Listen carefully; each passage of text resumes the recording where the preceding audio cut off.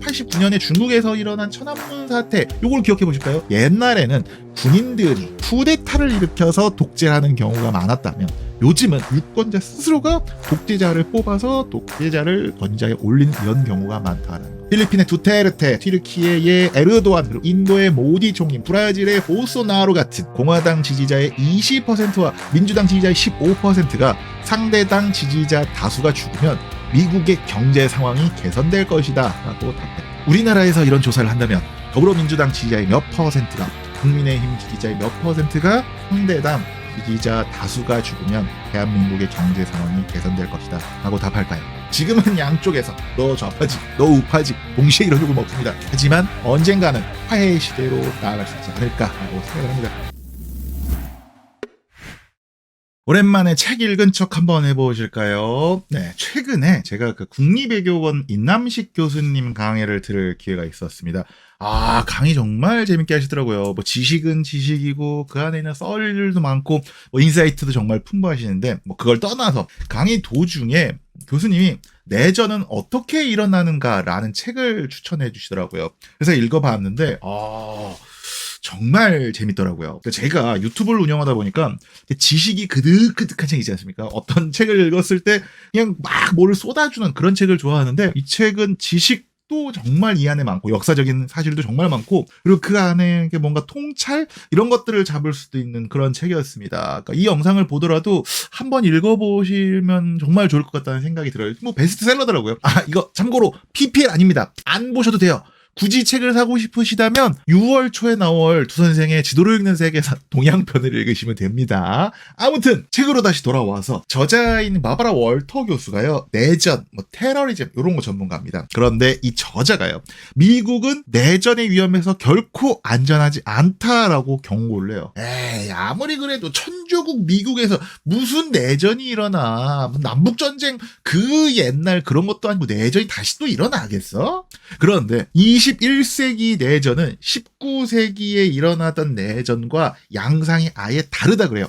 그러니까 옛날의 내전은 제가 아까 말씀드렸던 그 남북전쟁처럼 정규군끼리 이렇게 와서 자 우리 어디서 싸우자 그래서 쿵쿵 싸우고 여기 이겼어 여기 졌어 그럼 우리가 정부 장악한다 이런 느낌이었다면 21세기 내전은 이게 정규군 대 정규군의 싸움이 아니라 그냥 게릴라전, 어떤 민병대 활동으로 민간인 또는 무슨 공공인프라 테러하는 이런 것들이 많다고 합니다. 그리고 현재 미국에서는요 3%ers 같은 극단주의 민병대가 활동을 하고 있고요. 실제로 코로나가 한창이었던 2020년에는 그 민병대원의 일부가 미시건주의 주지사인 그레천 휘트머를 납치해서 반역죄로 자기들끼리 반역죄로 재판을 열고 죽일 계획까지 세웠다고 합니다. 하지만 미국 그 연방수사국 있죠. FBI의 함정 수사로 거사를 치르기 전에 그러니까 주지사를 납치하기 전에 이들이 체포가 되죠. 뭐 말 같지도 않은 소리라고요. 실제로 일어났던 일들입니다. 그리고 저자는 사람들이 그러니까 우리나라에서는 내전이 일어날 리 없어 라고 어떻게 보면 안일하게 생각을 하지만 내전은 서서히 다가오는 현실이다. 그리고 초기 신호를 간과해서는 절대로 안 된다라고 해요. 현대의 내전은 인종, 종교, 민족 같은 정체성, 아이덴티티를 가지고 다른 이들과의 분쟁들 이런 것들이 정치적인 분열로 번지는 경우가 많고 그리고 이러한 갈등이 결국에는 폭력 또는 테러, 내전 상황으로 치닫는 그 전조 증상을 반드시 이해해야 한다라고 주장을 합니다. 대한민국에서는 인종, 종교, 민족 갈등이 있지 않습니다. 하지만 정치적인 성향, 진영 논리도 정체성 정치의 굉장히 핵심적인 요소 중 하나일 수 있죠. 그래서 대한민국에서는 최근 몇 년 새의 정치적 갈등이 굉장히 심해지고 있습니다. 이 내전은 어떻게 일어나는가를 함께 읽은 척을 해보면서 대한민국은 현재 내전의 위기를 겪고 있는 건 아닌지 그리고 대한민국은 현재 정치적인 내전 상황은 아닌지 함께 고민해보는 시간 가져보면 좋을 것 같습니다. 우선 이 책의 첫 장에서 나오는 핵심적인 개념이요. 아노크라시예요. 아노크라시는요. 독재라는 의미의 아토크라시랑 민주주의를 의미하는 데모크라시의 합성어입니다. 그러니까 완전한 민주주의도 아니고 완전한 독재 권력이 있는 것도 아닌 그 애매한 상황이에요. 아노크라시. 사실 이번 시간에 요 아노크라시 요 단어만 정확하게 기억하셔도 남는 그런 시간이 될 것 같아요. 그러니까는 시민들이 어떤 민주주의의 일부 요소, 그 대표적인 게 선거 같은 거죠. 이런 걸 누리고는 있지만 권위주의적인 권한을 지닌, 그러니까 우리가 제왕적 대통령이라고 불리는 그러한 지도자와 권력자가 존재하는 상황을 우리가 아노크라시라고 하는 겁니다. 그래서 다른 말로 하면은 비자유민주주의다, 또는 부분적 민주주의다, 또는 뭐 가짜 민주주의다, 이런 식으로 얘기를 하는데, 책에서는 완전하게 독재적인 그런 상황보다요, 애매한 정치적인 상황, 아노크라시 상황에서 내전이 더 일어나기 쉽다라고 말을 해요. 한번 생각해 볼까요? 그 완전한 민주주의 정부나 완전한 독재 정부나 시민들에 대한 정부 있죠. 중앙정부, 공권력의 권위가 굉장히 강력합니다. 민주주의에서는 이미 절차와 헌법으로 만들어 놓은 그 정당성 때문에 시민들이 자신들이 만든 것이기 때문에 따를 수밖에 없는 거고요. 독재 정부에서는 강압적인 힘 때문에 어쩔 수 없이 따를 수밖에 없어요. 그런데 아노크라시 상황에서는요, 그러니까 애매한 그런 상황은 시민들이 그 정부에 대한 권위, 공권력에 대한 권위를 잘 인정해주지 않아요. 그러니까 자연스럽게 비합법적인 세력의 목소리가 강해질 수밖에 없습니다. 그 대표적인 게 언제냐면요, 이라크 전쟁 이후의 이라크예요. 그러니까 후세인이 독재를 하던 2003년 이전이죠. 그 시절보다 미국에 의해 후세인 독재 정권이 무너졌을 때 더 큰 혼란에 휩싸였습니다. 단순히 얘들만 그런 게 아닙니다. 1931년 처음 민주적인 선거를 치른 스페인 내전을 겪고요. 그리고 1991년 민주화되기 시작한 유고슬라비아도 마찬가지로 내전을 겪죠. 2011년 아랍 전역에서 벌어진 민주화 운동인 아랍의 봄 이후에도 수많은 내전이 연이어 일어났습니다. 그 대표적인 경우가 바로 시리아 내전인 거죠. 그런데 반대로요, 1989년에 중국에서 일어난 천안문 사태, 요걸 기억해 보실까요? 중국이 압도적으로 권위적인 공권력을 가지고 있으니까 학생들 다 감시하고 어디서 무슨 민주화 투사들 이름 다 도청하고 시위 참가자 신원 확인해가지고 처벌하고, 그러니까 시위를 압도적으로 진압해 버리잖아요. 근데 제가 여기서 말씀드리는 게요, 그러니까 독재가 더 낫다라는 이야기를 하는 게 아닙니다. 완전한 민주주의로 가는 그 길, 독재에서 민주주의로 이행되는 그 트레디셔널 하는 그 프로세스가 우리가 생각하는 것보다 훨씬 더 위험하다라는 이야기입니다. 그 책에서도 나오는 건데, 그 정치체 점수라고 하는 게 있습니다. 뭐 폴리티 스코어라고 하는데, 그냥 간단하게 후려치면은 그냥 민주주의 점수라고 생각을 하시면 돼요. 어떤 나라가 그 해에 얼마나 민주적이었느냐, 얼마나 독재적이었느냐를 정치를 수치화해서 나눈 점수인데요. 그러니까 플러스 10점이 가장 민주적이고 마이너스 10점이 정말 완벽한 독재 정권을 얘기합니다. 그리고 플러스 6점에서 플러스 10점이 이제 완전한 민주주의로 보통 간주를 하죠. 대표적인 이제 플러스 10점 국가가 노르웨이, 뉴질랜드, 덴마크, 캐나다, 그리고 최근까지 한 2016년, 7년 정도까지 미국도 플러스 10점이었습니다. 그리고 마이너스 6점에서 마이너스 10점이 이제 우리가 독재 국가로 간주를 하고, 그러면 마이너스 10점 국가가 어디냐? 북한, 사우디아라비아, 바레인, 그러니까 전제 군주제 그런 나라 있죠. 그런 나라가 마이너스 10점입니다. 그러면은 아노크라시 상황은 어떤 상황이냐? 마이너스 5점에서 플러스 5점인 겁니다. 대표적인 나라가 어디냐? 튀르키예. 그러니까 에르도안 대통령이 2014년에 이제 사법부, 언론, 선거에 자기가 이제 개입을 하면서 이게 이제 아노크라시 상황으로 하락이 됩니다. 이라크 같은 경우도 후세인이 독재하던 시절에는 정치 점수가요, 마이너스 9점이었어요. 거의 완벽에 가까운 독재 정권이었는데 후세인 체제가 막을 내리고, 그러니까 이게 점수가 올라가긴 올라간 거예요. 근데 올라가면서 중간 구간으로 이동을 하고, 그러니까 아노크라시 상황으로 이동을 하고 내전이 일어나는 거죠. 그런데 최근에는요, 이 아노크라시 국면으로 들어서는 양상이 좀 달라졌다고 해요. 예전에는 이라크처럼 완벽한 독재 정권들이 무너지면서 이게 중간 구간으로 민주주의 점수가 올라가면서 아노크라시 상황으로 가는 경우가 굉장히 많았다면, 최근에는 완벽한 민주주의라고 우리가 생각되는 그러한 나라들, 플러스 6점에서 플러스 10점 구간에 있는 국가들이 조금씩 아노크라시로 하락하는 경우가 많아졌다라고 합니다. 그 대표적인 사례가 바로 우크라이나죠. 우크라이나가 2013년에 이제 그 야누코비치가 막 독재를 하면서 그 정치 점수가 떨어집니다. 근데 그 독재에 대항하는 유로마이단 혁명이 일어나죠. 그런데 이 야누코비치 대통령이 또 친러시아 대통령이었거든요. 그렇기 쉽게 탄핵이 되고 몇 주 안 가서 러시아의 지원을 받는 분리주의 민병대가 루한스크나 도네츠크, 그러니까 우크라이나 동부에 자치국가를 세우면서 2014년부터 내전 그리고 돈바스 전쟁의 혼란을 겪게 됩니다. 전 세계 민주주의를 분석하는 민주주의 다양성 연구소에 따르면요, 현재 브라질, 인도, 미국을 비롯한 25개국이 국제적인 독재 물결에 심각하게 영향을 받고 있다라고 지적을 합니다. 그러니까 미국은 최근까지 그냥 정치 점수하면 플러스 10점이었어요. 그러니까 민주주의를 상징하는 국가가 어디입니까? 그냥 미국 아닙니까? 근대에 들어서 처음으로 민주공화정을 실시한 게 요 미국이지 않습니까? 그런데 트럼프 대통령이 첫 번째로 당선됐던 2016년에요. 플러스 8점으로 떨어져요. 2점이 떨어집니다. 2019년에는 7점이 되고요. 2020년에는 5점까지 떨어져요. 5점이 제가 뭐라 그랬죠? 5점부터가 아노크라시 상황이에요. 이 아노크라시 상황이요. 1860년대 남북전쟁이 일어났을 때랑 지금 보시죠.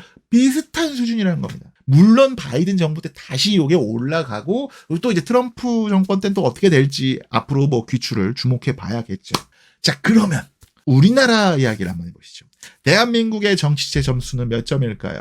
자, 우리나라는요, 1987년 민주화 이후에는 6점으로 급상승을 해요. 그리고 첫 번째 정권 교체가 이루어진 1998년 이후로 그때 플러스 8점으로 상승해서 지금까지 한 30년 가까이 플러스 8점을 유지하고 있습니다. 그런데 이게 격동의 2025년을 겪은 대한민국이 이 높은 민주주의 점수, 이 높은 정치체 점수를 지킬 수 있을지 잘 모르겠습니다. 정치적으로 애매한 상황이 오면, 그러니까 아노크라시 구간에 들어서면은 가장 위험한 내전의 징후가 파벌이 등장합니다. 파벌. 하나였던 나라가 그러니까 쪼개지기 시작한다는 얘기입니다. 파벌화, 파벌주의를 이제 팩셔널리즘이라고 하는데, 인종, 종교, 민족 같은 정체성을 기반으로 해서 사회와 정치가 분열되는 현상을 의미합니다. 극단적인 형태의 정치 양극화예요. 저놈과 우리를 구분하는 거죠. 같은 나라, 같은 국민임에도 불구하고 이렇게 파벌화가 심해지면요, 상대 집단을 배제하거나 희생시키더라도 어떻게 해서라도 권력을 잡으려 하는 경향이 커집니다. 이게 무슨 소리냐? 정치가 폭력적으로 변질되기 시작을 하는 거고요. 우리 대 그들 구도가 강해지는 겁니다. 이렇게 강해지면은 자연스럽게 폭력의 문턱 자체가 낮아진다라는 이야기인 겁니다. 스탠퍼드 대학교의 내전 전문가인 제임스 피어런과 데이비드 레이틴에 따르면요, 탈냉전 이후에, 그러니까 1990년대 이후에 벌어진 내전에 무려 75%, 그러니까 4건 중에 3건이 이 파벌들 사이에서 벌어졌다라고 해요. 뭐 우리가 다 아시는, 한 번쯤은 들어보셨던 걸 겁니다. 시리아, 이라크, 예멘, 아프간, 우크라이나, 수단, 에티오피아, 루안다, 미얀마, 레바논, 스리랑카 등등등등. 여기서 핵심이 뭐냐면요, 이 파벌을 부추기는 놈들입니다. 파벌은 결코 혼자 스스로 커지지 않습니다. 자신이 권력을 획득하려고, 자신의 권력을 위해서 이 파벌을 이용하고 이 파벌을 부추기는 놈들 때문에 이 파벌화가 더 심해진다고요. 책에서는 이제 이거를 종족 사업가라고 해요. 에스닉 엔터프라이너 이렇게 부르는데, 저는 이 말이 너무 점잖다라고 생각을 해요. 그래서 저는 요거를 파벌 장사꾼이다, 그러니까 팩션 머천트라고 부르고 싶어요. 그러니까 파벌을 조장하고 시민들의 공포를 조장해서 자신들이 얻고자 하는 돈 또는 권력 같은 걸 얻습니다. 그러니까 우리는 저들 때문에 위협받고 있습니다. 위협에 맞서려면 저를 중심으로 뭉쳐야 합니다. 라고 선동을 하는 거예요. 유고슬라비아 대전이 아주 대표적이죠. 그러니까 다민족 국가였던 유고슬라비아는 이제 지도자였던 티토가 죽고 1990년대에 등장한 밀로셰비치 때문에 세르비아 대 다른 민족, 그러니까 보스니아라든지 크로아티아 간의 파벌 갈등이 격화가 됩니다. 결국에는 국가들이 분열되고 각지에서 대규모 학살 그리고 분쟁이 일어나게 됩니다. 사실 대중들도요, 국민들도 우리나 마찬가지죠. 장사꾼은 다 장사꾼인지 안 돼요. 그러니까 세르비아인들도 밀로셰비치를 사랑한 게 아니었다고 해요. 그러니까 저도 막 예전에는 자기가 공산주의자다 사회주의자다 저렇게 말하다가 갑자기 나는 세르비아의 지도자입니다. 뻔히 저게 장사꾼인 거 안다는 겁니다. 하지만 장사꾼들의 선동 때문에 만들어진 위협이죠. 자신과 가족들의 생존, 생계, 미래의 위협이 커진다라고 느끼면은 결국에는 이 파벌 장사꾼들한테 지지를 보낼 수밖에 없다. 우리가 지금까지 느끼는 건 정치인들만 느껴보시죠. 근데 분열을 부추기는 건 결코 정치인뿐만이 아닙니다. 브랜드 충성도를 높이고자 하는 기업가들, 그리고 신도수 확대를 원하는 종교 지도자들, 그리고 독자와 사회적 정치적 영향력을 키우려는 언론인들도 이 파벌 장사꾼이 될 수가 있다고 합니다. 두강생 여러분들도 느끼실 겁니다. 머릿속에 몇 명들의 파벌 장사꾼들이 자연스럽게 떠오르시죠? 지금까지요 8개 챕터 중에 2개 챕터 훑어보신 거예요. 그런데 이게 거의 이 책의 그냥 절반 가까이 보셨다라고 생각을 합니다. 3장, 4장, 세 번째, 네 번째 챕터는 한꺼번에 말씀드릴게요. 자, 내전의 세 번째 위협은 뭐냐면요, 정치적인 소외감이에요. 아무리 국가 안에서요 소수인 집단이라고 해도 그들이 갖는 어느 정도의 정치적인 권한이라는 게 있습니다. 그러니까 대표적으로 그린란드 얘기를 해볼게요. 덴마크의 자치령인 그린란드에 사는 사람들은요, 덴마크라는 국가 안에서는 소수자일 수 있어요. 왜냐하면 그린란드 인구가 6만 정도밖에 안 돼요. 그런데 그린란드 안에서는 다수잖아요. 그린란드 안에서 덴마크 사람들이 많지 않아요. 그래서 실제로 그린란드 안에서는요, 그린란드어가 유일한 공식 언어예요. 원래는 덴마크어랑 공용어였는데 2009년부터 그린란드어만 공식 언어가 됐습니다. 그런데 갑자기 덴마크에 있는 중앙정부가 그린란드의 공식어를 그냥 덴마크어로 확 바꿔버려요. 그린란드 사람들 입장에서는 뚜껑이 확 열리겠죠. 필리핀 민다나오 섬에서도요, 그 무슬림 모로족이 내전을 일으킨 이유가, 우크라이나 돈바스에 있는 주민들이 내전을 일으킨 이유가, 스리랑카에서 힌두교도인 타밀족이 내전을 일으킨 이유가, 그리고 조지아에서 아파지아인들이 이 내전을 일으킨, 그러니까 소련이 붕괴되고 나서 내전을 일으킨 이유가 모두 다 뭐냐면요, 비록 한 줌일지라도 소수자일지라도 그 안에서 자신들이 갖고 있던 그 작은 권력을 잃었다고 생각하면서 벌어지는 겁니다. 물론 권력을 잃었다고 무조건 다 총을 들지는 않습니다. 직접적인 트리거가 있어야겠죠. 책에서는 이거를 이제 loss of hope, 그러니까 희망의 상실이라고 말합니다.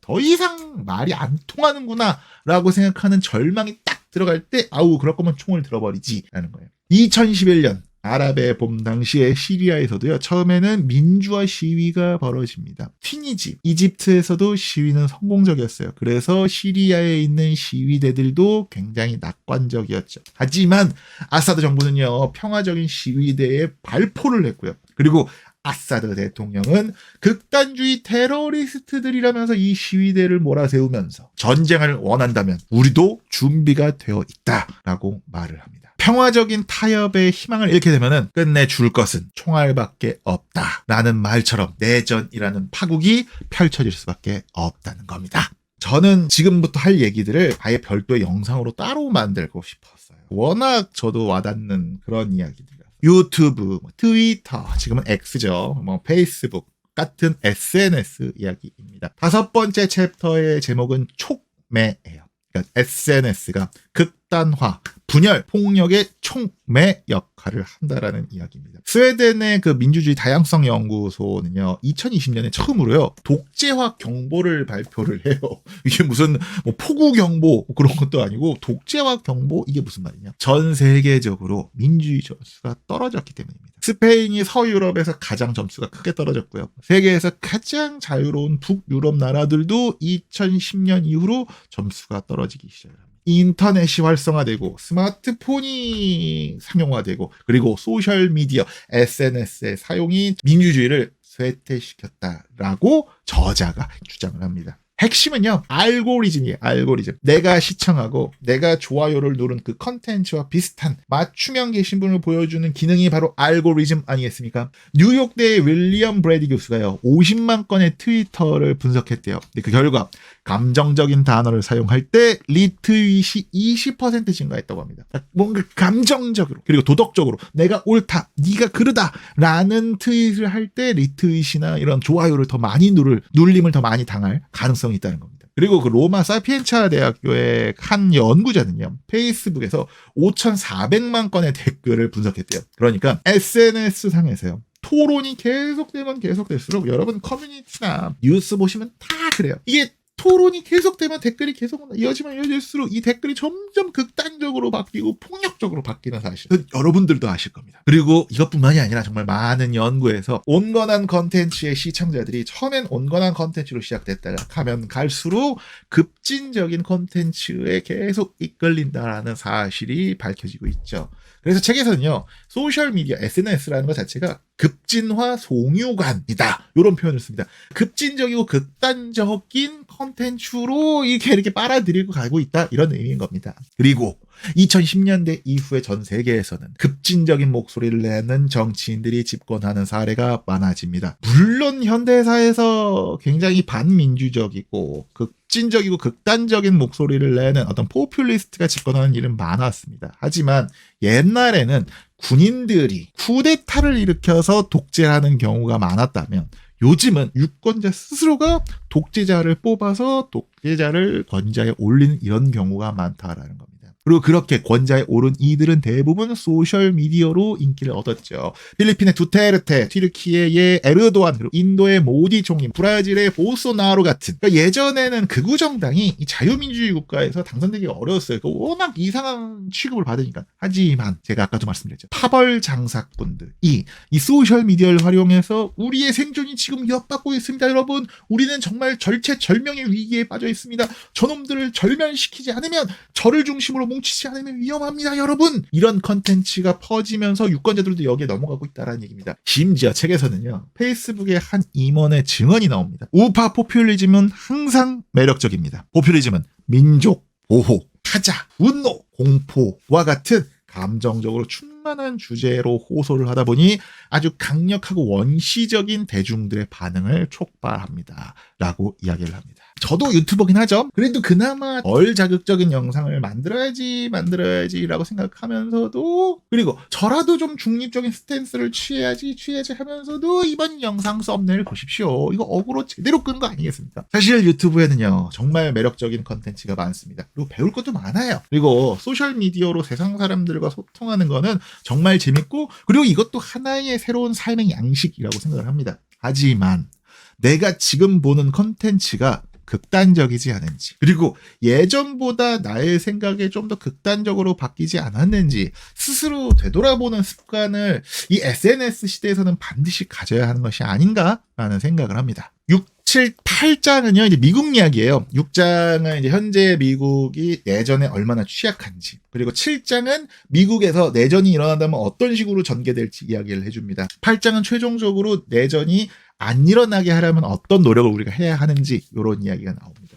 솔직히 6, 7, 8장은 저는 스르륵 해서 봤어요. 그런데 에이, 설마 하고 봤는데 생각보다 깜짝 놀랐어요. 그러니까 총기까지 합법화된 나라잖아요, 미국이. 그러다 보니까 우리나라랑은 아예 또 분위기가 다르더라고요. 전체 내용을 다 말씀드리긴 힘들고요. 저는 요 내용만 발췌해서 한번 보여드리려고 해요. 정치적인 스펙트럼과 상관없이 오늘날 미국인들은 정치적인 목표를 달성하기 위한 수단으로 점점 폭력을 받아들이고 있다. 최근 이뤄진 조사에 따르면 민주당 지지자의 33%, 공화당 지지자의 36%가 폭력을 사용해도 된다는데 어느 정도 공감한다. 2017년에는 양당 지지자의 8%만이 그렇게 생각했다. 최근에 또 다른 조사에 따르면 공화당 지지자의 20%와 민주당 지지자의 15%가 상대당 지지자 다수가 죽으면 미국의 경제 상황이 개선될 것이다 라고 답했다. 공화당 지지자의 20%와 민주당 지지자의 15%가 상대당 지지자 다수가 죽으면 미국의 경제 상황이 개선될 것이라고 말했다. 우리나라에서 이런 조사를 한다면 더불어민주당 지지자의 몇 퍼센트가, 국민의힘 지지자의 몇 퍼센트가 상대당 지지자 다수가 죽으면 대한민국의 경제 상황이 개선될 것이다 라고 답할까요? 물론 한국에서 내전이 벌어지긴 쉽지 않습니다. 한국은 중앙정부의 권위가 전통적으로 강했습니다. 그 역사가 600년이 넘어요. 그리고 이제 무기 유통, 총기 유통도 자유롭지 않아서 반군, 게릴라가 나타나거나 또는 테러 행위가 벌어지긴 쉽지 않습니다.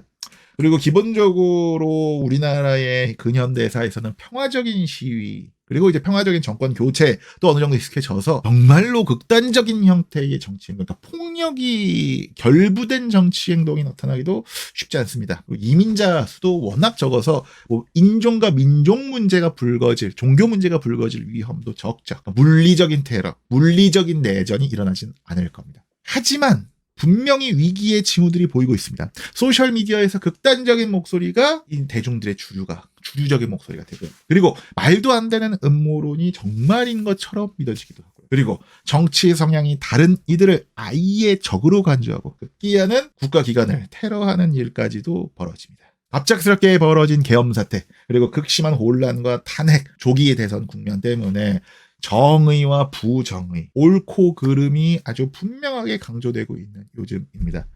저도 때로는 이런 정치적인 상황, 이런 혼란스러운 상황에서 뭔가 중립적인 스탠스가 맞나? 이런 의문이 들기도 해요. 하지만 누군가는 등대처럼 이렇게 돌아올 곳을 좀 밝히고 있어야 지금은 양쪽에서 너 좌파지, 너 우파지 동시에 이런 욕을 먹습니다. 하지만 언젠가는 또 이래야 화해의 시대로 나아갈 수 있지 않을까라고 생각을 합니다. 참 이런 이야기만 하면은 참 무거워져요. 죄송해요. 좀 시대가 시대인 만큼 이럴 수밖에 없는 것 같아요. 내전은 어떻게 일어나는가? 2025년의 대한민국에서 참 읽기 좋은 책이라고 생각을 해요. 역사책이라고 볼 수는 없습니다. 하지만요. 그러니까 전 세계에서 최근 한 100년에서 200년 동안 벌어졌던 수많은 내전과 혼란의 역사를 전부 다 담고 있습니다. 전부 다 지금 상당 부분 담고 있어요. 그러니까 제가 말하지 않았지만 아프리카 이야기도 정말 많이 나오고 그래서 이런 식이구나. 이런 식으로 전개가 됐구나. 이런 걸 이렇게 내전의 상황으로 내가 이해를 하면 좋구나. 그러니까 약간 그 내전의 세계사, 내전의 근대사라고 생각하고 보셔도 되게 재밌을 겁니다. 혼란한 시대, 어려운 책도 읽으면서 뇌를 정화하는 시간 가져보면 좋을 것 같습니다. 이게 무슨 소리냐고요? 헛소리죠. 다음에도요, 제가 읽은 재밌는 책, 되도록이면은 혼자 읽기에 좀 재미없고 어려운 책들이 있지 않습니까? 그런 책들 중심으로 같이 함께 읽어보는 시간 가지면 좋을 것 같습니다. 제가 또 최근에는 그 국가는 왜 실패하는가라는 책을 읽었는데, 이거는 분량이 책이 어차피 밀리의 서재를 읽었지만은 700페이지더라고요. 종이책으로. 너무 많아서 포기했는데 그것도 뭐 다음에 기회가 되면 한번 같이 해볼까? 라는 생각도 하는데 뭐 의견 있으시면 다양하게 건의해 주시면 감사하겠습니다. 그때까지 구독과 좋아요, 알림 버튼을 누르시고요. 지도로 역사를 공부하듯이 그리고 역사로 세계 여행을 떠나듯이 한 번 더 보세요. 그리고 두 번 더 보세요.